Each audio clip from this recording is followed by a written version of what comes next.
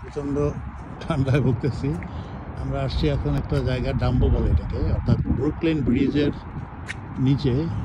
এই হলো Brooklyn bridge, আর এই হলো একটা মানে হাডসন বে, নদী বলা যায়। এটার এই পারেই মানে ওই পারে ম্যানহাটন, আর এই পাশে কুইন্স।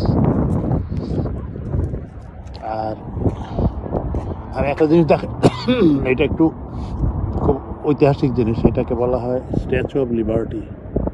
ওই যে দাঁড়ায় আছে, এটা হলো স্ট্যাচু অফ লিবার্টি।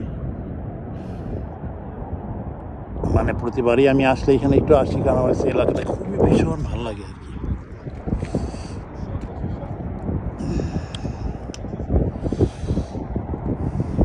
এত বাতাস, ঠান্ডা বাতাস।